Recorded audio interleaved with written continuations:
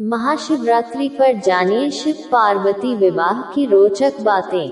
महाशिवरात्रि मनाने के दो कारण बताए जाते हैं। पहला यह कि इस दिन भगवान शंकर की शादी हुई थी।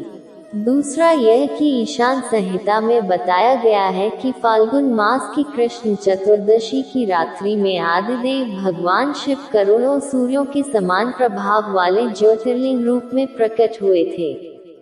जहाँ तक विवाह की बात है तो पुराणों में विष्णु लक्ष्मी विवाह, गणेश जी का रिद्धि सिद्धि विवाह, राम सीता विवाह और रुक्मिणी कृष्ण विवाह के साथ ही शिव पार्वती के विवाह की भी खूब चर्चा होती है। इस विवाह की चर्चा हर पुराण में मिलेगी। भगवान शंकर ने सबसे पहले सती से विवाह किया था।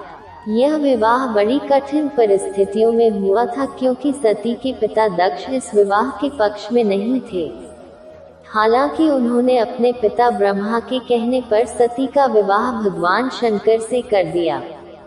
राजा दक्ष द्वारा शंकर जी का अपमान करने के चलते सती माता ने यज्ञ में कूदकर आत्मदाह कर लिया था। 2. इसके बाद शिवजी घोर तपस्या में चले गए। सती ने बाद में हिमवान के यहाँ पार्वती के रूप में जन्म लिया। उस दौरान तारकासुर का आतंक था। उसका वध शिवजी का पुत्र ही कर सकता था, ऐसा उसे वरदान था, लेकिन शिवजी तो तपस्या में लीन थे। ऐसे में देवताओं ने शिवजी का विवाह पार्वती जी से करने के लिए एक योजना बनाई। उसके तहत कामदेव को तपस्या भंग करने के लिए भेजा गया। कामदेव ने तपस्या तो भंग कर दी, लेकिन वे खुद भस्म हो गए। 3. देवताओं के अनुरोध और माता पार्वती की तपस्या से प्रसन्न होकर बाद में शिवजी ने पार्वती जी से विवाह किया।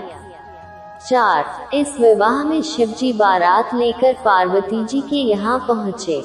कहते हैं कि शिवजी की बारात में हर तरह के लोग, गण, देवता, दानव, दैत्यादि कई थे।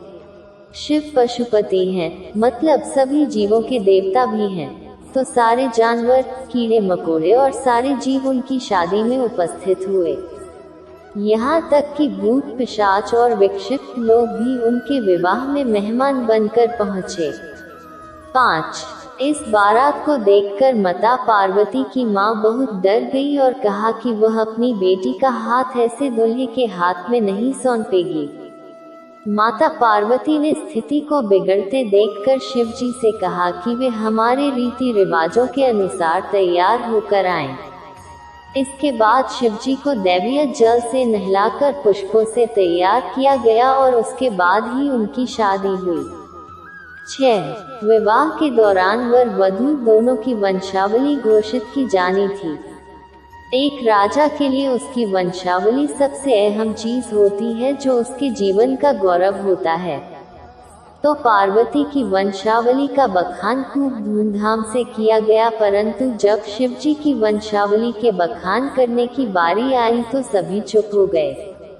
बाद में नारद जी ने बात को संभाला और शिवजी के गुणों का बखान किया।